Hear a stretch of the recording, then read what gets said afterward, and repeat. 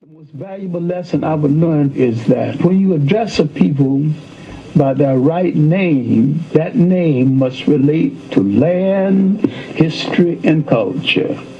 All people go back to the geography of their original origin and identify themselves, no matter where they live on the face of the earth. We have overused the word black because black tells you how you look, but it don't tell you who you are. You can call an Italian white, but that don't tell you anything about him. We are the only people who seem to have lost that all essential trait of geographical and historical reference. Paragraph. In the year 65 BC, the Roman armies under General Pompey captured Jerusalem. In 70 AD, General Vespasian and his son Titus put an end to the Jewish state with great slaughter. All right. During the period of the military governors of Palestine, many outrages and atrocities were committed against the residue of the people. During the period from Pompey to Julius, it has been estimated that over 1 million Jews fled where? Into Africa. This is Shemayawan. Yeah, I'm going to show you some things, just putting two and two together, connecting the dots, showing you how, we call ourselves Israelites, Hebrew Israelites. But a lot of people really just don't get the logistics of why we call ourselves Israelites. We know who we are based on prophecies. We know that the Israelites always had to go west. That's one of the biggest things on how we know we ended up in West Africa. So let's look at this map here. This is a map. I want to show you how people in general who live in the Middle East, where they normally run. Just to show you what people have always done. Alright? Most of your resources were always here in this area. In that area. All in Africa, Egypt. Most of your resources normally, most people don't realize, but you see the Red Sea, most of your cities are always along the rivers.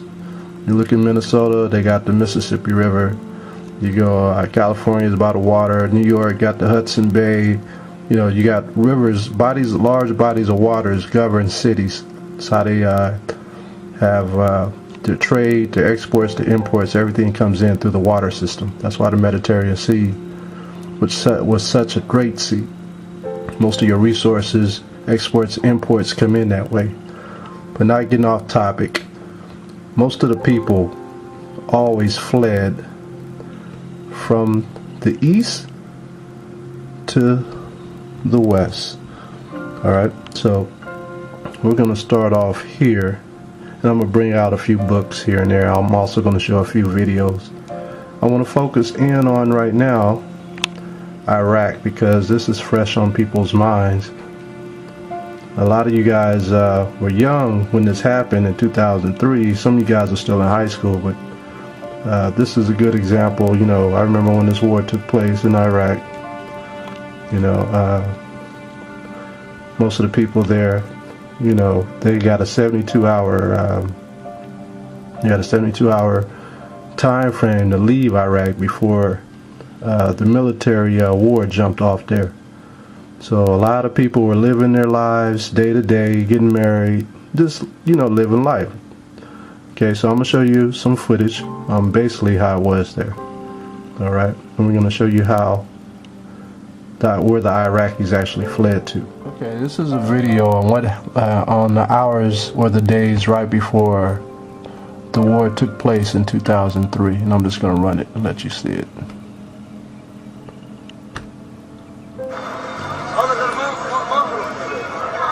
People are just living their lives, doing the things, and then that great destruction happened.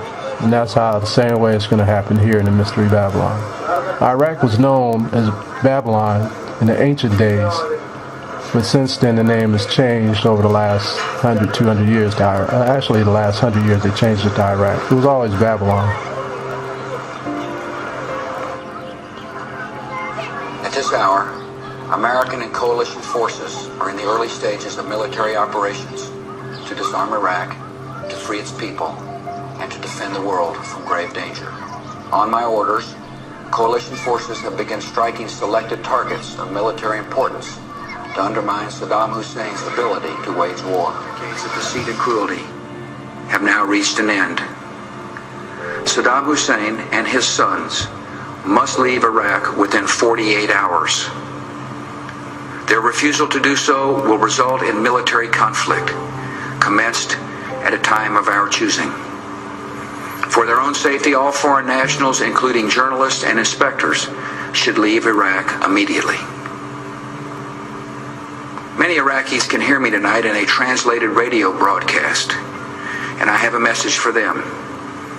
If we must begin a military campaign, it will be directed against the lawless men who rule your country, and not against you. As our coalition takes away their power, we will deliver the food and medicine you need. We will tear down the apparatus of terror, and we will help you to build a new Iraq that is prosperous and free. In a free Iraq, there will be no more wars of aggression against your neighbors, no more poison factories, no more executions of dissidents, no more torture chambers and rape rooms. The tyrant will soon be gone. The day of your liberation is near.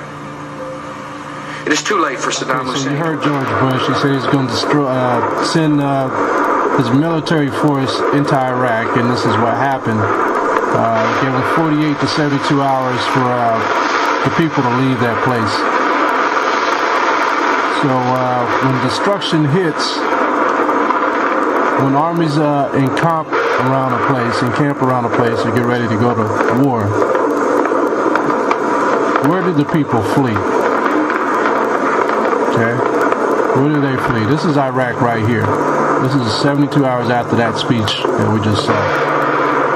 You can see all kinds of missiles and everything hitting Iraq. So Iraq is no longer the Iraq that was once known. It is now part of the United Nations. So let's find out what happened to the people who were there. Like I said, people always seem to have to go somewhere. They flee to safe zone. All right. So I'm gonna show you where the Iraqis. Before I get into the meat, I'm gonna go ahead and show you where these men and women, children, fled to. I'll run the video here. It says, according to the UN, since the beginning of the war in 2003, over 1.5 Iraqis have fled Iraq. More than half of them are believed to be in Syria. So it's showing you where they went. They went to the west, towards the water. Okay? They went west. This is what you might call Little Baghdad in Syria. Alright. Syria is also known as real close to Damascus, so all of the shop is building Iraq. most of the people went to Damascus, which is above Israel. In communities like this one on the outskirts of Damascus, Iraqi refugees are setting up shop. They come from places that are by now familiar. You see, they're all dark people, Years old from Baghdad, and but a lot of these people are, why did you leave Iraq? there's a mixture of people there, even though they know their fathers. One thing about Ishmael, he knows who his fathers are. It's one of the only few nations who haven't been disrupted from knowing who the fathers are. But the Greeks also went down there, and when they conquered, they mixed their seed with a lot of different people. So you got a mixture of people in Iraq and in Syria. The Grecians, which are the Edomites. So it's just interesting information when you see this. It just makes you wonder. And, it's just showing you. So you do the trip twice a month from Baghdad to Syria? Yeah. And is it dangerous?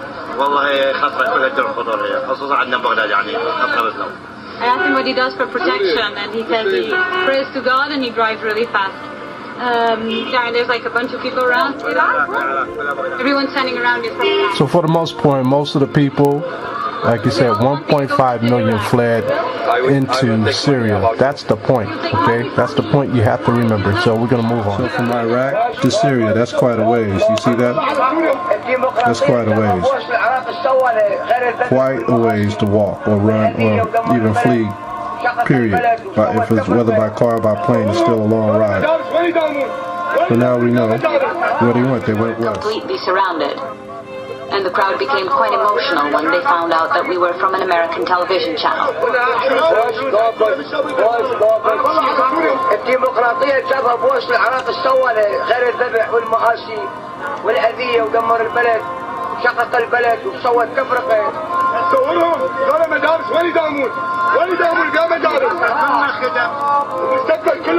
But they say there is no future and their hope is lost. He's saying that they don't need oil, they don't need much. The only thing they want is to go back to a safe country. Right, so the whole point is this.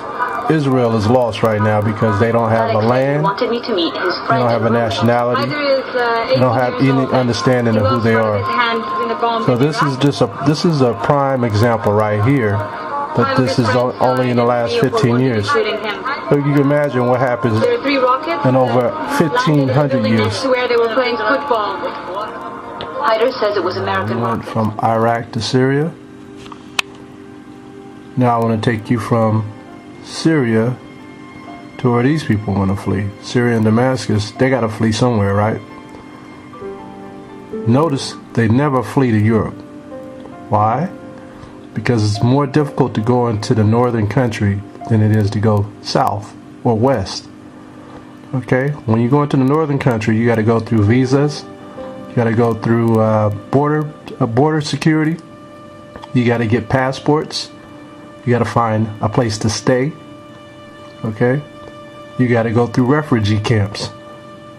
So most people are not going to flee north, and that's never been the case. I mean, it's actually always been the case. They would always flee south or west. Okay, so let's see this. These people here are going to pass right over Israel because they know in Israel they won't be able to stay. But there's a few that probably dropped off there. They went past the Gaza Strip. The Gaza Strip is where Samson was fighting the armies of the Philistines. Right in there, that's where Samson was. For a lot of you brothers that don't know.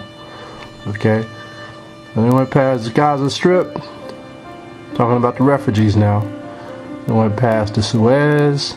A lot of people went into Cairo, which is Egypt.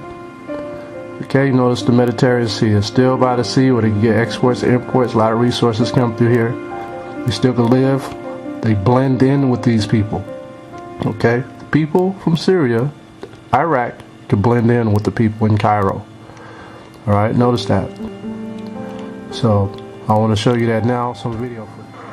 2 months ago, Nadir Abu Wasim made what he describes as the hardest decision of his life. He sold his car in Damascus, packed some clothes, and flew to Cairo. He took his wife and daughter, but he couldn't afford to take the rest of the family. I lost my factory. Everything we had in Syria, we lost. I came because I'm afraid of the regime and of what is happening. I'm afraid for my family.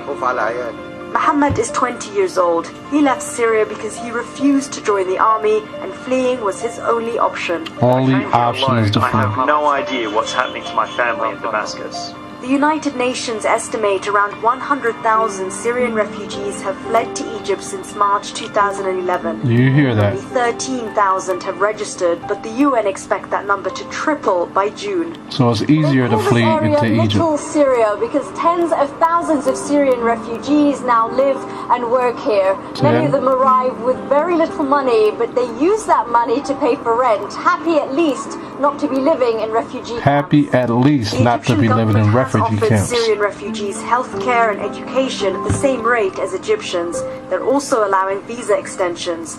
But as the numbers increase, their presence is straining Egypt's fragile economy. Right. As the crisis. Okay, so let's look at this real quick. Let's look at this map. So we spoke that the Iraqis ran to Syria. The Syrians and the Iraqis ran to Egypt. Some ran to Libya. Some even went further down into Sudan or Chad or Niger. Most of them stayed around the coastal areas. Some stayed in Algeria. Now, why are they staying in these northern areas? Because they're not under attack. People will stay where there's safety. Okay, now when the Israelites went into West Africa, this is where we were going first and foremost: Egypt, Libya, Algeria.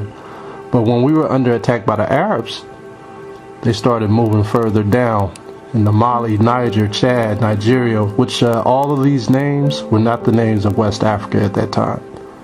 And I'll show you a map a little later. These are the new names changed. Alright? Okay, we always ran where resources were. Not just resources, but safety. We found safety in West Africa, in the land of Canaan. Okay? So like I said earlier, our people always ran to where the Hamites were. We didn't go towards the other nations, always towards the Hamites to hide amongst them. Because we were a dark people. We were different shades of brown. So it was easier to blend in with the people of the West. So this is where the Israelites went. Okay? Now in these areas, what you have going on is a lot of treasure hunts. What I mean by treasure hunts is you got all the nations of the earth in these areas, sucking it dry, sucking all the resources dry. Some of the resources that you can find in the ground there is iron ore. Iron ore is what you make cars with. Okay, you got oil for fuel, gasoline. All right, with oil you can make many things. You know, everything we see around us has oil in it. Tires, computers, cell phones, the plastics in your car, pesticides, all got oil in it. Okay, so this is what everybody's fighting over, this land. Europe doesn't have resources, not like South Africa and America, but mainly when I said South Africa, I really meant the whole continent. Okay, because it's below Europe. So all of this area has resources, and people go there to steal the resources so they can keep their nation going. Like China, Japan, and America, Canada, Europe, they take the resources to replenish or to keep their economy going. Alright? A lot of people don't understand that that oil that they're getting out of the ground in the Middle East and out of Africa, they hardly ever speak about that, but they're draining oil in Africa too.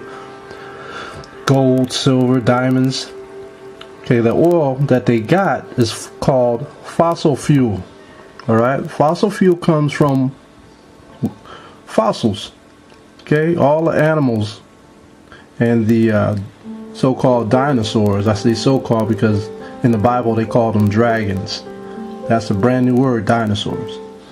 Okay, so what they was doing, what the elites are doing is draining the oil from this fossil fuel that's been saturated in the earth, mainly from the flood.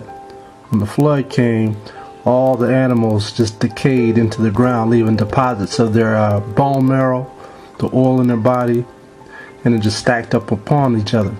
That's why they're just draining that oil out of that area. Eventually, it's going to deplete. You know, it's just the laws of science, basically. You know, you use something up, you keep using something, eventually you're going to use it up. So what are they going to do? Keep moving around. Alright. Not getting off track. The Israelites always fled west. That's what I'm trying to say. That's why you see the arrows and stuff I got going into the west side of Africa. Or back in those days they called the whole continent Ethiopia. Alright, so we'll leave off right there. We're going to something else.